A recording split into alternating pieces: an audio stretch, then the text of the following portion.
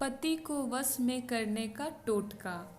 एक औरत बाबा जी के पास गई और कहा कि बाबा जी, मुझे कोई ऐसा टोटका बताएं या कोई ऐसा ताबीज़ दें कि मेरा पति मेरी हर बात माने, जो भी मैं कहूँ वह वही करे, जो भी मैं चाहूँ वह वही करे।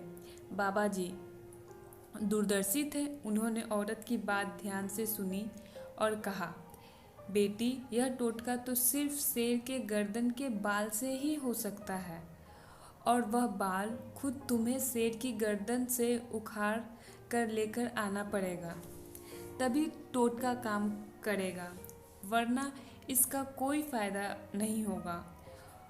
औरत निराश होकर अपने घर को वापस आ गई और अपनी सहेलियों को बताया तो सहेलियों ने कहा, यह थोड़ा मुश्किल ज़रूर है, लेकिन नामुमकिन नहीं।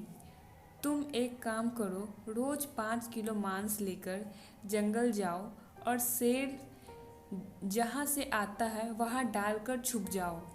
कुछ दिनों बाद शेर के सामने जाकर डालो, उसे उस मांस की आदत पड़ जाएगी। फिर तुम उसके करीब जाकर मांस डाल देना और धीरे धीरे उसकी गर्दन पर प्यार से हाथ फेरते रहना, और जब शेर तुमसे परिचित हो जाए तो तुम उसकी गर्दन से बाल उखाड़ लेना।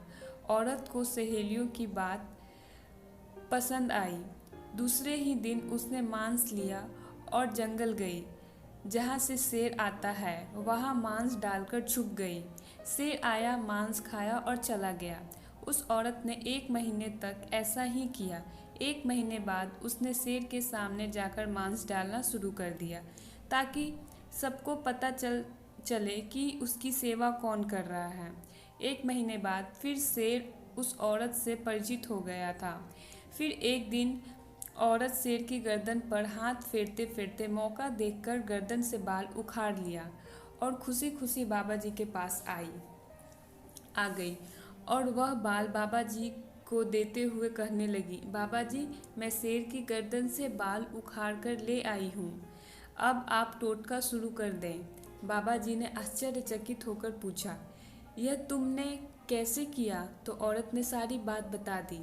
औरत की बात सुनकर बाबा जी हंस पड़े और कहा, तुमने एक शेर को खिला पिलाकर उसे अपने वश में कर लिया और उसकी गर्दन से बाल भी उखाड़ कर ले आई, फिर भी उसने तुम्हें कुछ नहीं किया। जब तुम जंगली शेर को अपने वश में कर सकती हो तो तुम्हारा पति क्या चीज़ है? क्या तुम्हारा पति जंगली शेर से भी ज़्यादा खतरनाक है? पति के साथ भी तो पेट लगा हुआ है, उसे अच्छा अच्छा खिलाओ पिलाओ, उसके साथ अच्छा व्यवहार करो, तो वह भी तुम्हारे वश में हो जाएगा। इसके लिए किसी टोटके की ज़रूरत नहीं है। बाबा जी की बात सुनकर औरत खुशी खुशी अपने घर लौट गई। दोस्तों, अगर आपको ये स्टोरी पसंद आई हो तो प्लीज़ लाइक शेयर सब्सक्राइब।